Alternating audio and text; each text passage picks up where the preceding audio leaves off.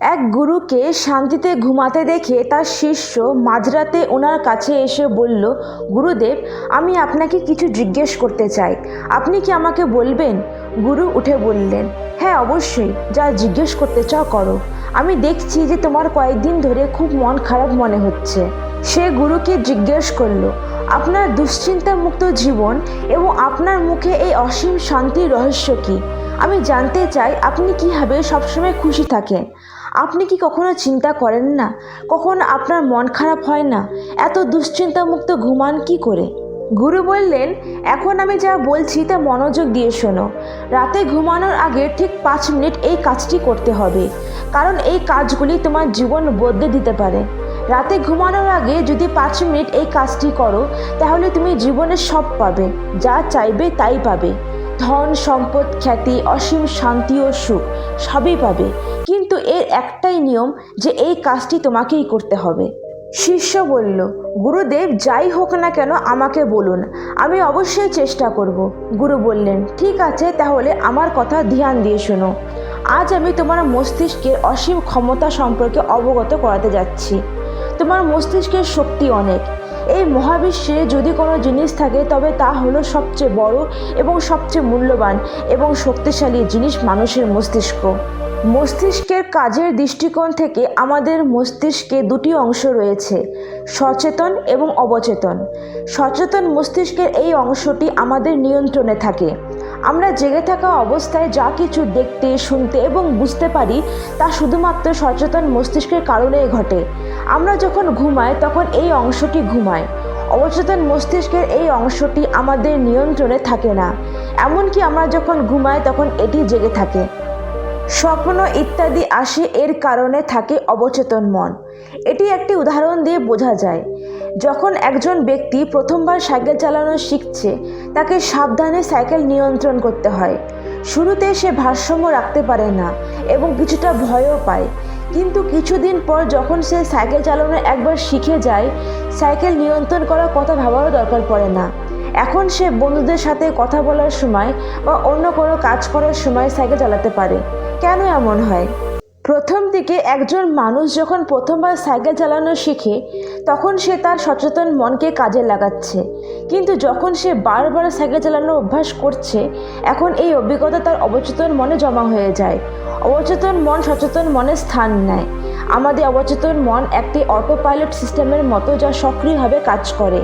সমস্ত সক্রিয় কাজ, যেমন হৃদয়কে ধরে রাখা ইত্যাদি, অবচেতন মন দ্বারাই সম্পূর্ণ হয়। এটি আমাদের অভ্যাস এবং দৈনন্দিন কাজকর্মের মাধ্যমে অবচেতন মন একটি গুরুত্বপূর্ণ ভূমিকা পালন করে।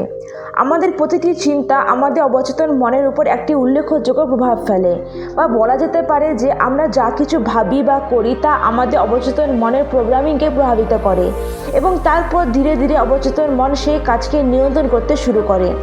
আমাদের অভ্যাস এবং বিশ্বাসগুলিকেও একইভাবে গঠিত হয়, এবং পরবর্তী সেই অভ্যাসটি অবচেতন মন দ্বারা আপনা আপনি নিয়ন্ত্রিত হয়।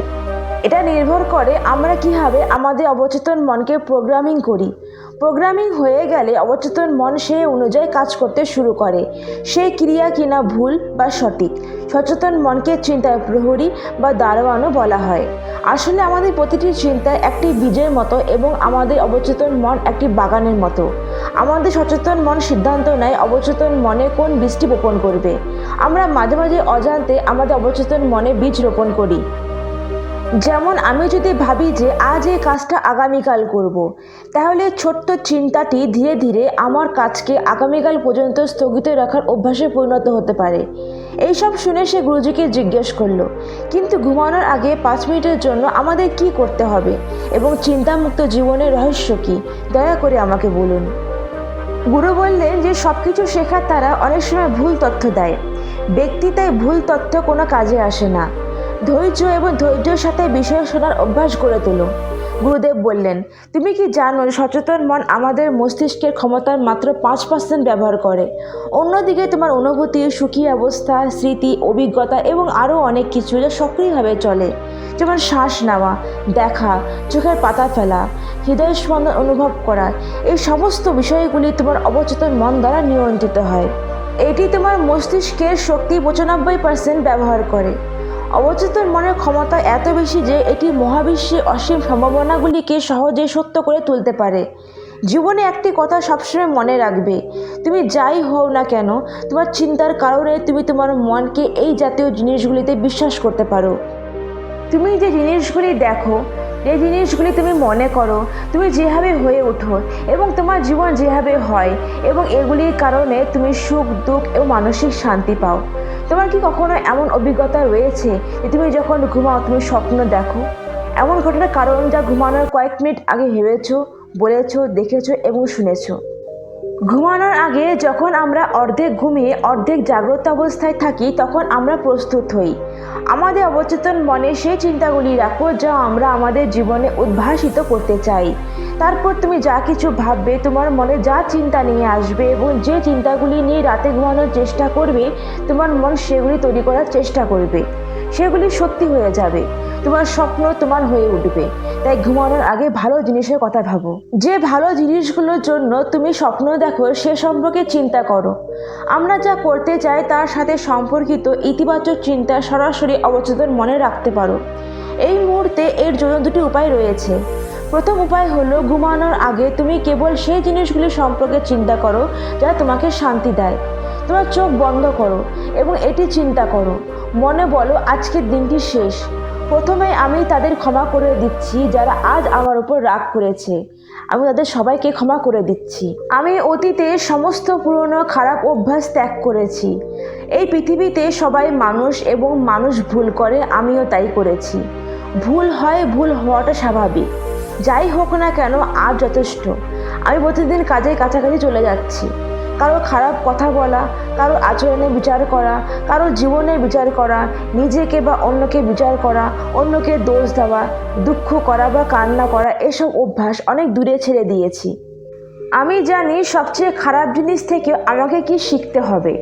আজকাল আমি আমার লক্ষ্য অর্জনের জন্য আমার জীবন দিয়ে কঠোর পরিশ্রম করছি। আমি নিজেকে নিয়ে গর্বিত যে আমি যা করতে চাই তা করি। আমি ভালো, সুন্দর এবং সর্বোপরি আমি নিজেকে বিশ্বাস করি। আমি নিজেকে ক্ষমা করি। এমনকি আজকের ভুলের জন্য আমি আমার সমস্ত খারাপ কাজের জন্য নিজেকে ক্ষমা করছি। আমি বুঝতে পারছি আজকের দিনটা চলে গেছে, কিন্তু আমি ভালো আছি, আমার শরীর সুস্থ আছে। শেষে গুরুদেব বললেন, তুমি যদি প্রতিদিন 5 মিনিট নিজেকে এই কথাগুলি বলো, তাহলে তোমার মন তোমাকে বোঝাবে যে জীবনে অনেক শান্তি আছে। বন্ধুরা, ভিডিওটি ভালো লাগলে চ্যানেলটিকে অবশ্যই সাবস্ক্রাইব করো, লাইক আর শেয়ার করতে ভুলো না। ভিডিওটিকে শেষ পর্যন্ত দেখার জন্য অনেক অনেক ধন্যবাদ।